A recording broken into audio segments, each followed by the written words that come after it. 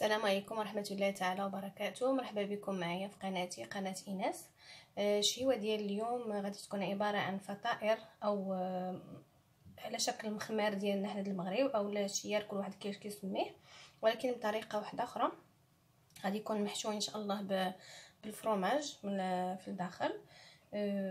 طريقته هي سهله وبسيطه، غادي تنجح معكم ان شاء الله الا تبعتوا المراحل كما هما. الوغ لهاد الفطائر ولا المخمار او لا يعني كيجي بحال المخمار ولا الشيار، كيجي بحال غنحتاجوا ل 400 غرام ديال الدقيق الابيض. غنحتاجوا معلقه صغيره ممسوحه ديال الخميره الكيماويه. غنحتاجوا معلقه كبيره ديال القشده الطريه الثقيله، يعني ماشي ديك السائله. غنحتاجوا البيضه كامله. غنحتاجوا يعني الملح على حسب الذوق، وانا دايره هنايا تقريبا معلقه صغيره. غنحتاجوا جوج ديال الياغورت طبيعي، يعني الزبادي يمكن كيقولوا ليه اخواننا المشارقه، يمكن كيقولوا له الزبادي الا كنت عاقله. اذا غادي ندوزو للطريقه ان شاء الله اللي هي بسيطه وسهله.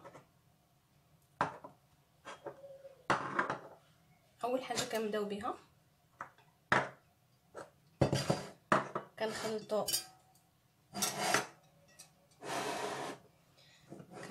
هذاك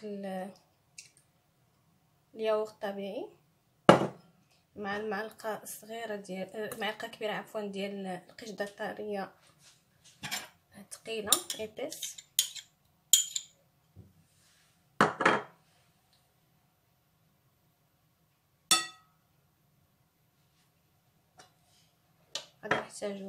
غادي نزيدو عفوا هذيك الخماره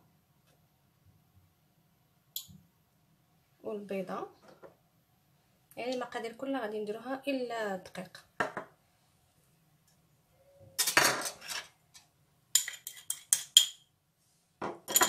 غادي نخلطوا مزيان هاد المكونات.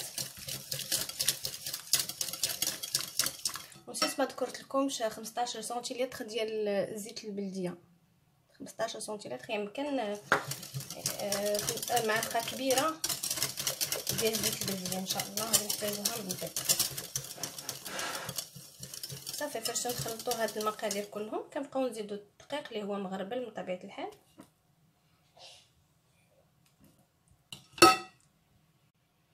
غادي نستمر نبقى نزيد الدقيق مره بشويه بشويه، يعني هاد العجين ما تتكون كتبقى في الاخر كتلصق شي شويه.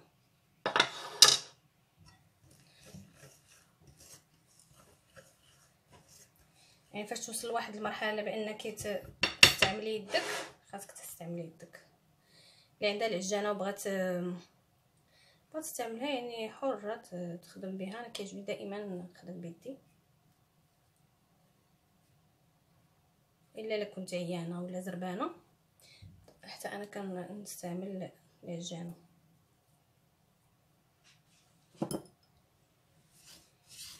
لكن ما كاين ما احسن من اليد باش كتتحكمي في العجينه وكتعرفي واش خاصها تزيديها ولا تحبسي ولا.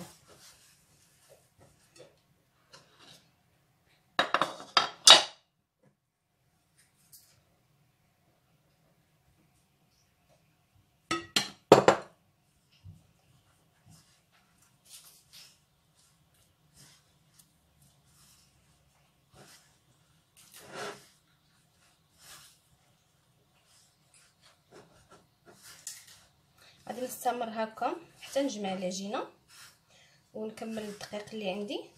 هو البنات على حسب الدقيق، الا كنتو وصلتوا لواحد المرحله اللي ما خصكمش تزيدوا غادي تخلصوا، يعني كل وحده وكتبقى كيقول كلها طحين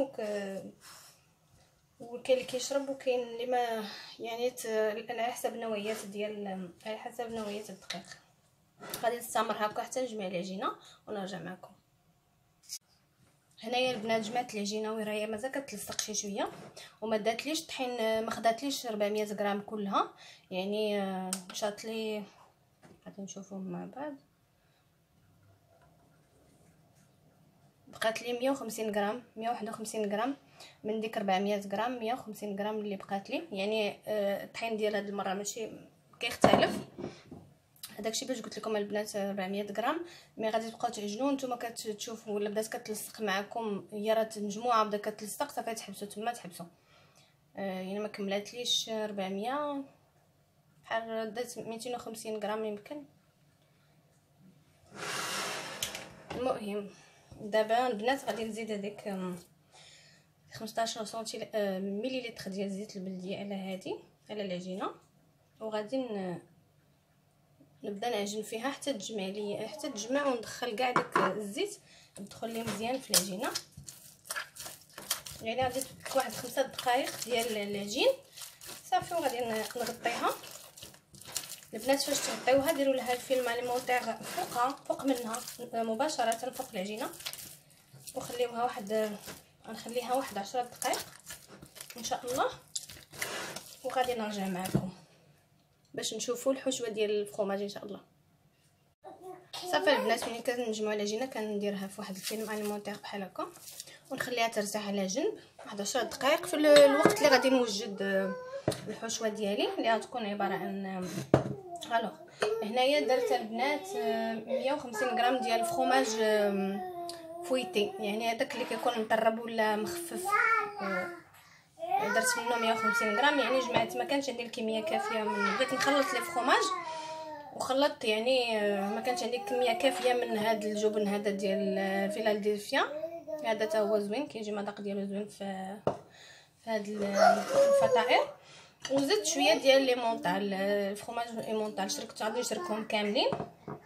يعني باش نقول لكم مقادير صحيحه غادي تحتاجوا 150 غرام ديال الفرماج فويتي ناتور هذا، وغادي تحتاجوا 250 غرام ديال الايمونطال غابي. يعني هذا انا زدت عليه هذا، بغيت نخلط بيناتهم باسكو ما كانش عندي الكميه الكافيه من هذا.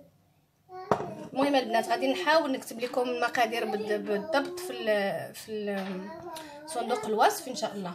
وغادي نحتاجوا لواحد البيضه، غادي نجمعوا هادشي كامل مع البيضه. وانايا غادي نفرق الحشوه ديالي على جوج، حيت غادي نزيد واحد الحشوه غادي ندير فيها الزعتر اللي كيجي زوين، واحد المذاق اللي كيحماق على واللي كيعجب الزعتر يديروا في هاد الفطائر كيجيو من داك الشرفيع. انايا غادي نفرقوا حيت كاين ماشي وليداتي كاملين كيبغيو ياكلوا ليا ما كيبغيوش المذاق ديال الزعتر، اذا غادي نفرق باش نرضي جميع الاذواق. غندوزو ان شاء الله نجمعوا الحشوه.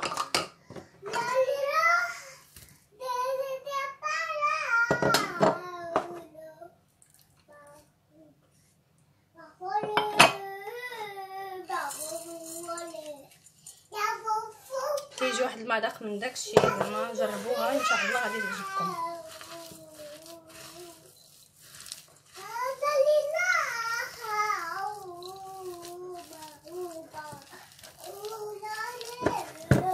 يعني هاد الفطائر كيجيو زعما تقدري توجديهم في اي وقت في الكوتي او لا في دابا ان شاء الله في رمضان على الابواب من ضمن الشهوات ديال رمضان، اولا دابا في هاد الايام المباركه الناس كيصوموا يقدروا يوجدوهم. كيتوجدوا بسرعه، يعني ما كيشدوش واحد الوقت بزاف، كيتوجدوا وكتبدلي من الملوي والبغرير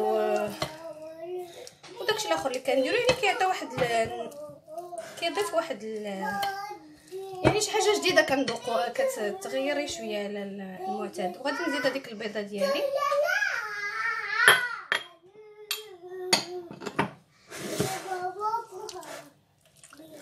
وغادي نخلط.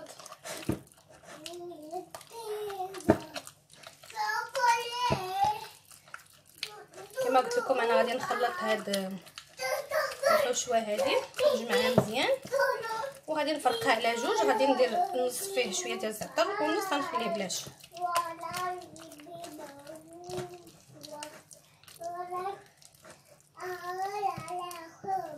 اذا غادي نرجع معكم فاش تكون العجينه ديالي ارتاحت باش نكملوا الفطائر مجموعين ان شاء الله. هنا البنات ملي ارتاحت معايا العجينه غادي نجمعها بشويه بالدقيق بحال هكا، ماشي بزاف، المهم غير باش ما تبقاش تدير تلصق وداكشي. وغادي نحاول نقسمها على كويرات على قد ما بغيتي، واش بغيتي ديرهم كبار ولا ديرهم صغار ولا متوسطين كديري على حسب داكشي اللي بغيتي. بحال هكا غادي نديرهم متوسطين شويه، متوسطين حتى لصغار، يمكن غادي نقولوا صغار على متوسطين. غادي ندير دي بول ولا كويرات.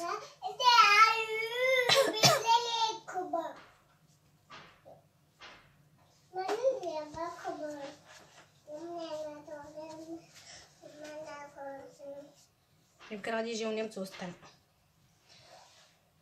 يعني كل واحد يدير على قد داكشي اللي بغا. او الناس غيت غادي نكمل هكذا البنات ونرجع معكم. من بعد البنات كنقرصوهم يا اما بيدينا يا اما بالدلاك كيما بغيتو. كديروا الحشوه في الوسط.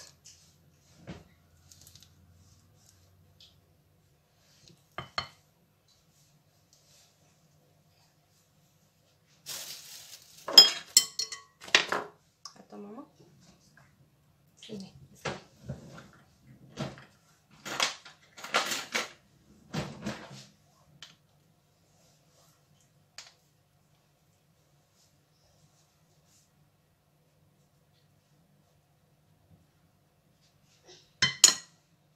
وكنجمعوا عليها العجينه بهذه الطريقه هذه باش نكونوا كويره.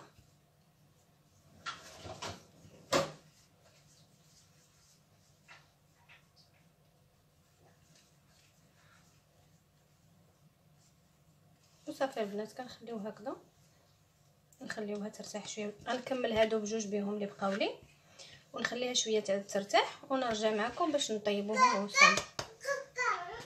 صافي البنات كنقرصوهم على هذا الشكل عادي وكنبداو نطيبوهم عاديين في المقله ديالنا بشويه ديال الزيت، غير شويه، وتبداو طيبوهم.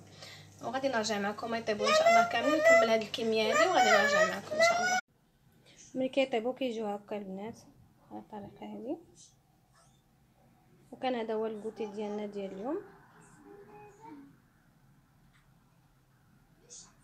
الى عجبكم الفيديو ديال اليوم خليوا لي لايك وتعليق واشتركوا في القناه ديالي، والسلام عليكم ورحمه الله تعالى وبركاته.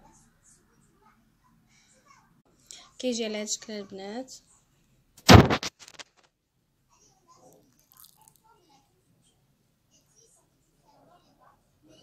كنقدموا مع العسل ولا اللي بغى ياكلوا مع زيت بلديه ولا. وبصحه والراحه البنات.